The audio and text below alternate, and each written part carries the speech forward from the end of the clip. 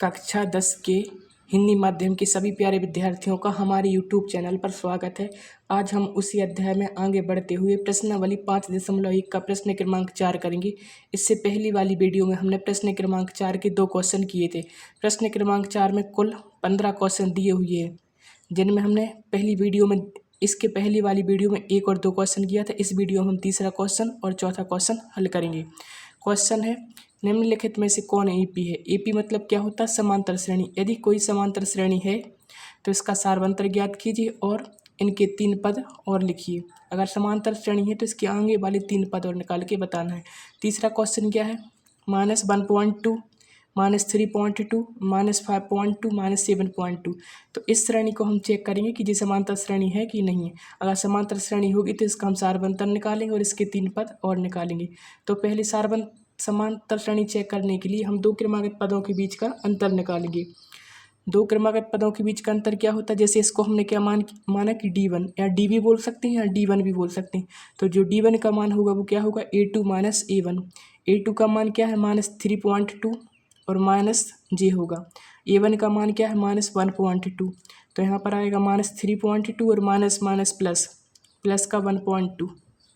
तो यहाँ पर क्या बनेगा? माइनस की 3.2 प्लस का 1.2। तो जो यहाँ पर अंश 3.2 में से अगर 1.2 माइनस होगा तो क्या बनेगा? माइनस का 2। 3.2 में से 1.2 माइनस हो जाएगा, लेकिन साइन किसका आएगा? बड़े नंबर का, मतलब माइनस का साइन आएगा। तो जो D1 का मान होगा वो क्या होगा? माइनस का 2 होगा। इसी प्रकार हम किसका मान निकालेंगे? D2 का। D2 क्या होता है? इन 2 पदों के बीच का अंतर। तो D2 कैसे निकलेगा? A3 minus A2। A3 का मान क्या है?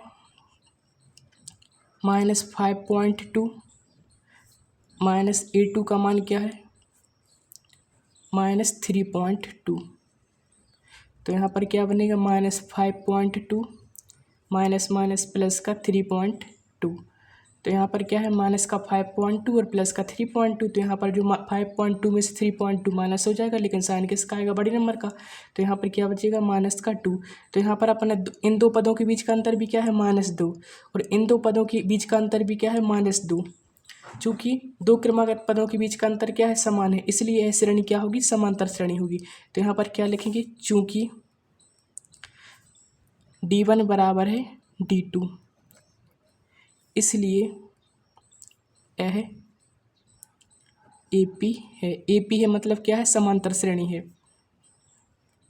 फिर इनने बोला था अगर जिस श्रेणी समांतर श्रेणी है तो इसका सारवंतर निकालना है। तो सारवंतर को अलग से निकालने की जरूरत नहीं है। सारवंतर क्या होता है? जो D का मान होता है वही क्या होता है? सारवंतर। तो अपन यहाँ पर लिखेंगे कि सारवंतर बराबर सारवंतर D1 भी बोल सकते हैं। सारवंतर D बराबर क्या हो जाएगा? -2। तो ये श्रेणी तो समांतर श्रेणी है, तो सारवंतर निकालना, तो सारवंतर क्या होगा? -2 होगा। और इनने बोला था अगर ये श्रेणी समांतर श्रेणी है तो उसके अगले 3 पद और निकालना। अगले 3 पद निकालना मतलब पहला पद दिया था, दूसरा दिया था, तीसरा भी दिया था और चौथा भी दिया था। 5वां पद निकालना, 6वां निकालना और 7वां पद निकालना। तो अपन इसके बाद क्या निकालेंगे? 4 पद तो दिए हुए हैं, इसके बाद कौन सा पद निकालेंगे? 5वां पद।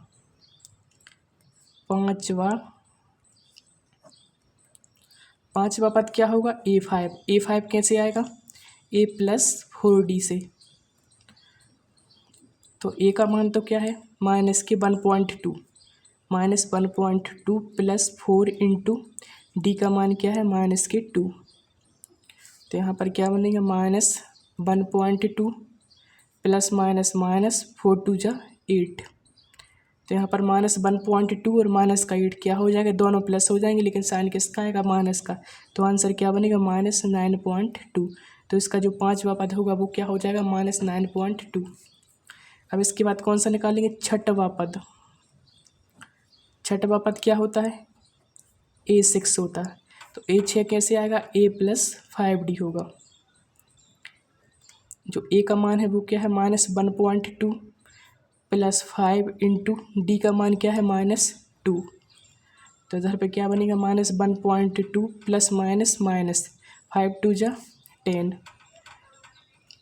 माइनस का 1.2 और माइनस का 10 क्या होगा? माइनस के 11.2। तो ये कौन सा हो जाएगा? 6वां पद हो जाएगा। इसके बाद कौन सा पद निकालेंगे? 7वां पद। 7वां पद। 7वां पद क्या होगा? सातवां पद क्या होगा A7। A7 कैसे आएगा, A प्लस का 6D से, A प्लस 6D।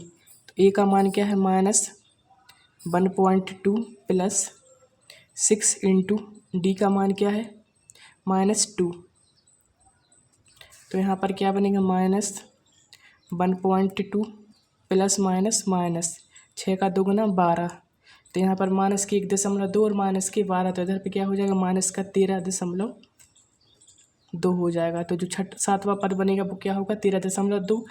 तो इसके अपन ने इसके अगले वाले 3 पद निकालना था। तो पांचवा पद क्या बना माइनस की 9.2, और जो छठवां पद बना है वो क्या है माइनस की 11.2, और जो सातवां पद है वो क्या है माइनस की 13.2। इस तो इनके अगले 3 पद निकाल के बताना था। तो इस वीडियो में हमने इस थर्ड वाला क्वेश्चन कंप्लीट कर लिया। फोर्थ क्वेश्चन और है, तो इस फोर्थ वाले क्वेश्चन को भी हम हल करेंगे। फोर्थ क्वेश्चन क्या है -10, -6 और -2 और प्लस का 2।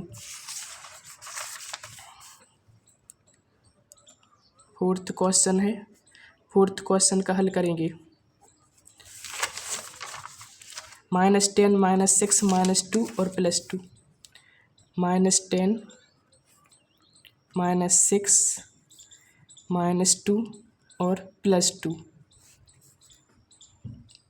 तो इसको भी बताना है कि जी समांतर श्रेणी नहीं है। अगर समांतर श्रेणी है, अगर समांतर श्रेणी है तो इसके अगले 3 पद भी निकाल के बताना है। तो पहले अपन क्या चेक करेंगे, जी श्रेणी समांतर श्रेणी है कि नहीं है।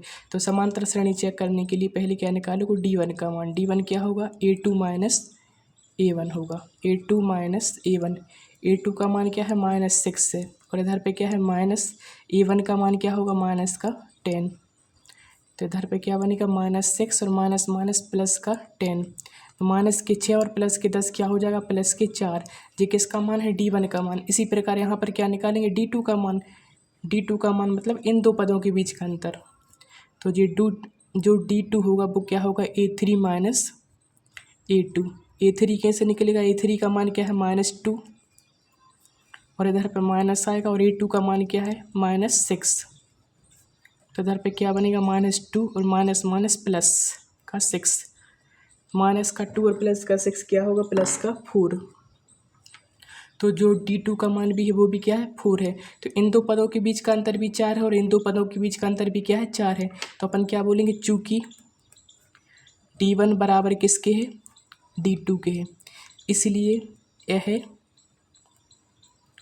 AP है।